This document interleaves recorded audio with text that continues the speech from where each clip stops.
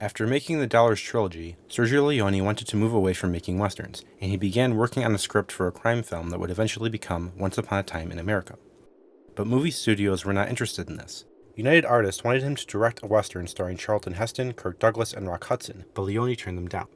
After this, Paramount offered him the opportunity to work with his favorite actor, Henry Fonda, who he had originally intended to play the man with no name, and Leone jumped at the chance.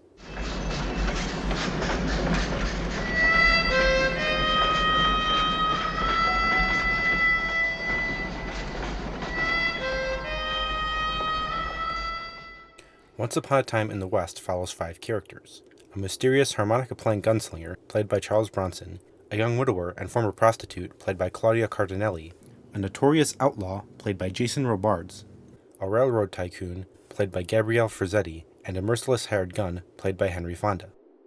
Frizzetti's Mr. Morton wants the land owned by Cardinelli's Jill for his railroad, and he hires Fonda's Frank to get it for him.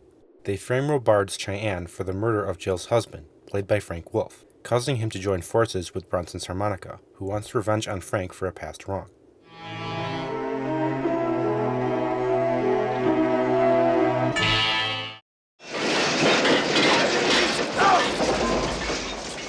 Leone had played with genre conventions in his earlier films, but here he really examines the genre and its core ideas. Morton's Railroad signals the end of the West and the coming of civilization, which Cheyenne, harmonica, and Frank are incapable of being a part of. So you found out you're not a businessman after all. Just a man. An ancient race.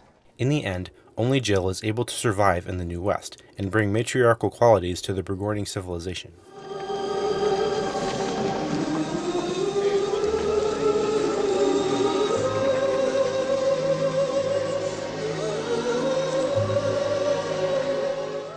Leone enjoyed casting against type.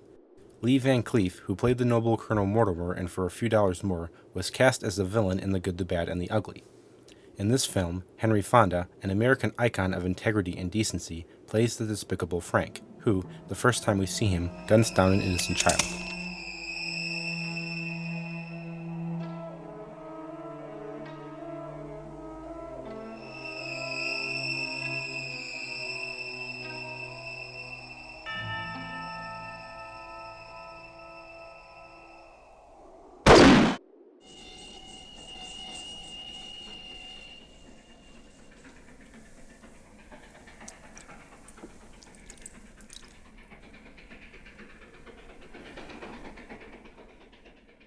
Leone's direction is absolutely brilliant here. The opening scene is a masterpiece of editing and the sparing use of sound.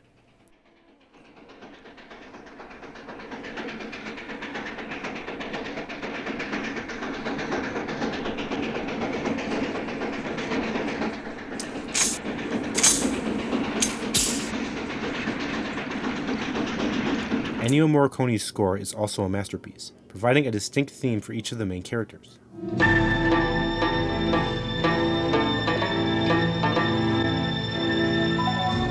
Leone had the composer write the score before shooting started, and he played the music for the actors on set. The result is one of the greatest fusions of music and visuals ever put to film.